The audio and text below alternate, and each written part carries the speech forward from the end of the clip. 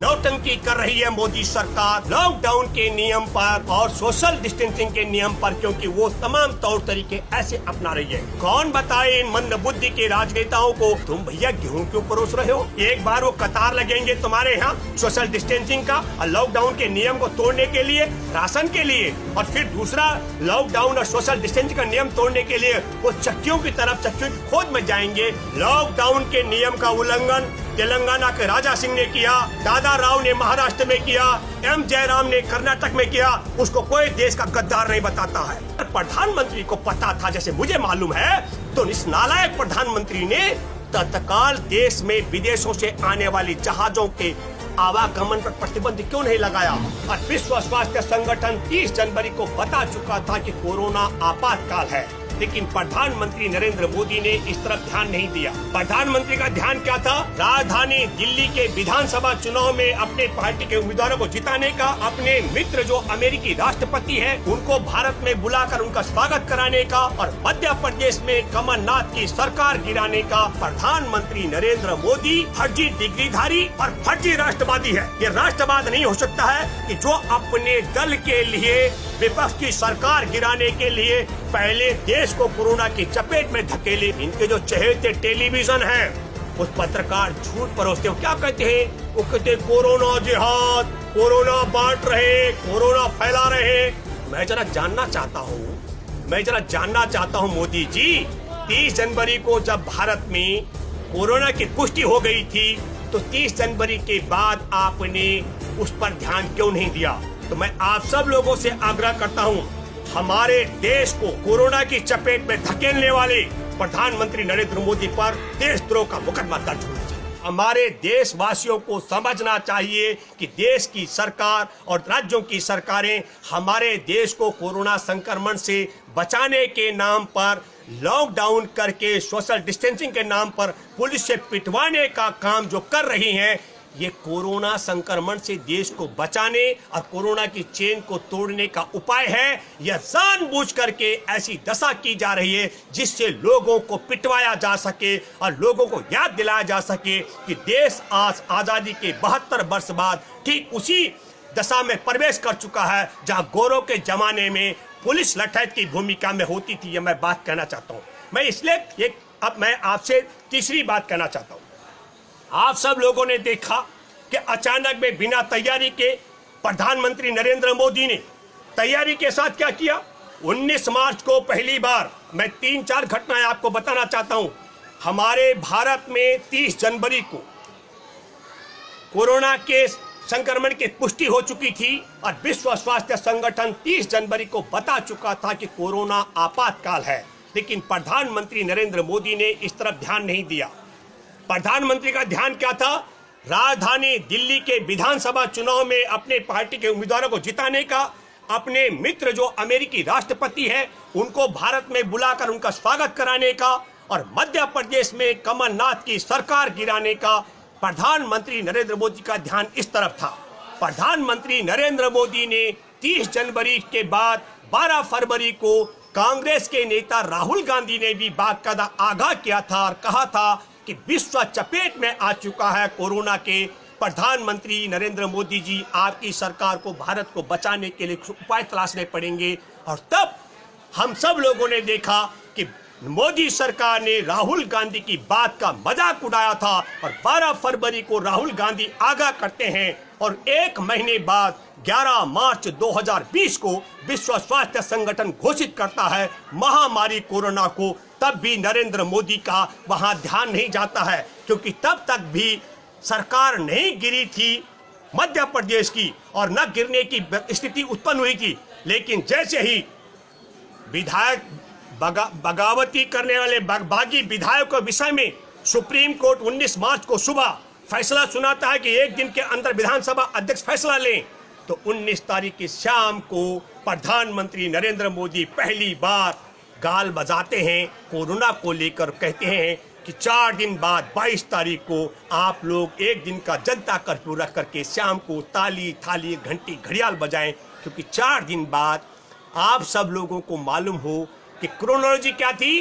2 बड़े काम, एक तो भारतीय जनता पार्टी की सरकार का गठन का रास्ता, मध्य प्रदेश में उसके स्वागत की तैयारी। और दूसरा 22 मार्च 1957 में पहली बार भारत में हिंदी के कैलेंडर को स्वीकृति दी गई थी राष्ट्रीय स्तर पर, चैत बैसाख जेठ अषाढ़, उसका वार्षिक दिवस मनाने का कारण था। क्योंकि यदि सच में ताली और थाली बजाने के लिए घंटी और घड़ियाल बजाने से कोरोना भागता, तो मैं दावे के साथ में कहता हूं तालियां ऐसे बज जाती है और चुटकी बजाते हैं, घरों से थाली निकल करके बज जाती है, घंटी घड़ियाल भी बज जाते हैं। लेकिन प्रधानमंत्री नरेंद्र मोदी का यह लक्ष्य नहीं था। मैं ये बात इसलिए कहना चाह रहा हूं कि प्रधानमंत्री नरेंद्र मोदी फर्जी डिग्रीधारी और फर्जी राष्ट्रवादी है।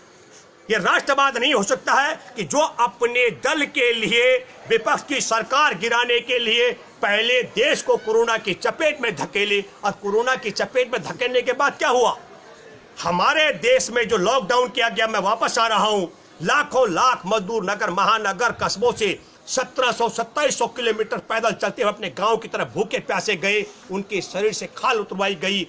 और एक भी आरएसएस के मोहन भागवत से लेकर उसके गुर्गे, मैं कहूंगा, एक भी कहीं सड़क पर नजर नहीं आया भूखे प्यासे पैदल चलते हुए मजदूरों को राहत पहुंचाने के लिए। और सबसे बड़ी संख्या में उसमें अगर मैंने देखा है, आप सब लोगों ने भी देखा होगा, मुसलमानों का बहुत बड़ा योगदान रहा। और फिर क्या हुआ, ये सीबीआई, आईबी और एलआई की रिपोर्ट थी कि जो इस देश के अंदर खास करके विभाजनकारी कानून सीएए और हमारे देश के नागरिकों की नागरिकता छीनने के लिए एनपीआर और एनआरसी के तहत उसके खिलाफ जो लड़ रहा, सबसे आगे अहम भूमिका निभाने वाले मुस्लिम समुदाय के तबके के लोग जरूर जिन मजदूरों को मोदी सरकार शहरों से गांव की तरफ भूखा और प्यासा पैदल चलवाना चाहती है, पिटवाना चाहती है पुलिस से, उनको खाना पानी का बंदोबस्त करने के लिए आ सकते हैं। तो उसके लिए क्रोनोलॉजी क्या लिखी गई थी कि बदनाम करना है इनको। कैसे बदनाम करेंगे?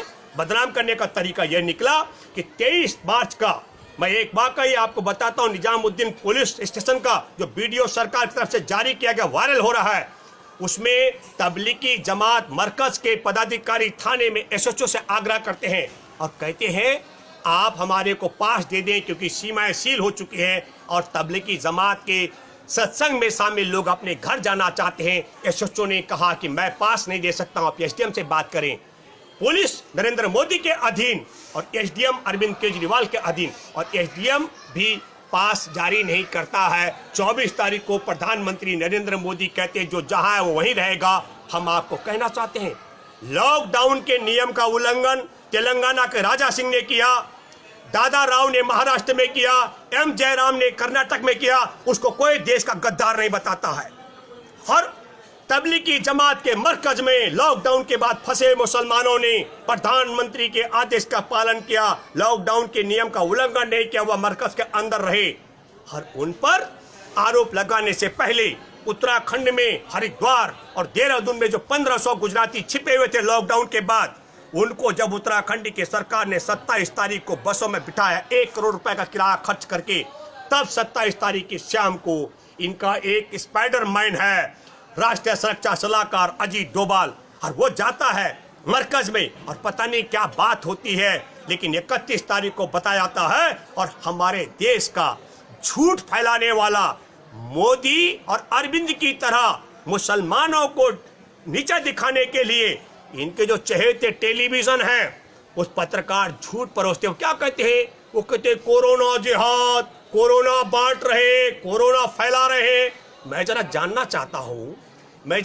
चाहता हूं मोदी जी, 30 जनवरी को जब भारत में कोरोना की पुष्टि हो गई थी, तो 30 जनवरी के बाद आपने उस पर ध्यान क्यों नहीं दिया? तो मैं आप सब लोगों से आग्रह करता हूं, हमारे देश को कोरोना की चपेट में धकेलने वाले प्रधानमंत्री नरेंद्र मोदी पर देशद्रोह का मुकदमा दर्ज होना चाहिए। और क्यों नहीं जो कोरोना के कारण मर रहे हैं, जिनकी जान जा रही है, उनकी हत्याओं का मुकदमा भी नरेंद्र मोदी पर दर्ज होना चाहिए। क्योंकि 30 जनवरी से लेकर के और 19 मार्च तक नरेंद्र मोदी मौन क्यों रहे? नरेंद्र मोदी बताएं।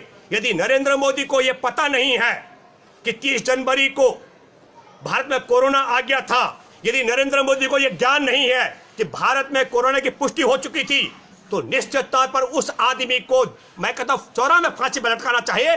देश का मुखिया है, उसे इतना ज्ञान नहीं है। और अगर प्रधानमंत्री को पता था, जैसे मुझे मालूम है, तो इस नालायक प्रधानमंत्री ने तत्काल देश में विदेशों से आने वाली जहाजों के आवागमन पर प्रतिबंध क्यों नहीं लगाया? जो विदेशों से आ रहे लोग थे उन्हें क्वारंटीन करने की व्यवस्था क्यों नहीं की?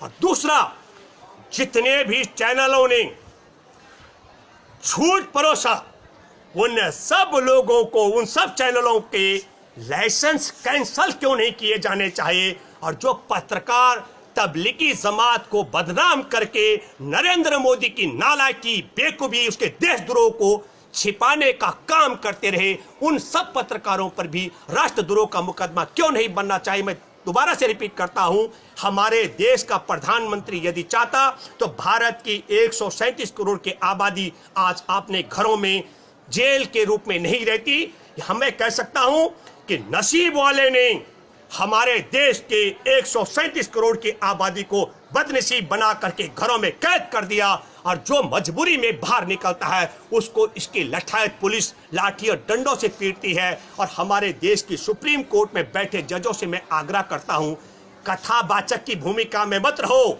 अरे अपने दायित्व का निर्वाह करो। मैं हैरान और अफसोस है, दुख होता है तुम्हारी भूमिकाओं पर। तुम सब देख रहे हो कि जिस तरीके से अभी जी न्यूज ने माफी मांगी, मैं हैरान हूं।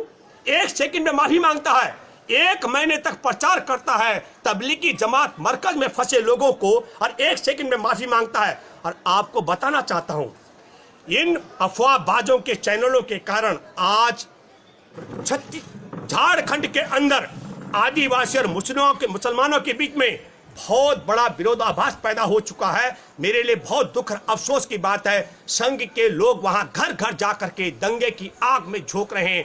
मैं झारखंड के मुसलमानों से आग्रह करता हूं, आप सब लोग भली भांति जानते हैं कि संघ का परिवार किसी भी दशा में हमारे देश को उस आग और दंगे में झोंकना चाहता है। और मैं आदिवासियों से भी आग्रह करता हूं, दोनों ही चीज, कहते खरबूजे पर चाकू गिरा तो खरबूजा कटेगा, कुछ भी हो, नुकसान दोनों का आदिवासी और मुसलमानों को लड़वा करके संघ परिवार नरेंद्र मोदी के द्वारा उसकी नालायकी, नाकामी और बिना तैयारी के तहत हमारे देश को लॉकडाउन करके जो बर्बादी और तबाही मोदी कर चुके हैं, उससे ध्यान भटकाने का षड्यंत्र है। आप सब लोगों से मेरा आग्रह है और आप मनन करें कि क्यों नहीं झूठ फैलाने वाले टेलीविजनों का लाइसेंस रद्द होना चाहिए, क्यों नहीं झूठ अफवाह फैलाने वाले पत्रकारों पर राष्ट्रद्रोह का मुकदमा दर्ज होना चाहिए, और क्यों नहीं देश को कोरोना की चपेट में धकेलने वाले मोदी पर देशद्रोह का मामला दर्ज किया जाना चाहिए। धन्यवाद।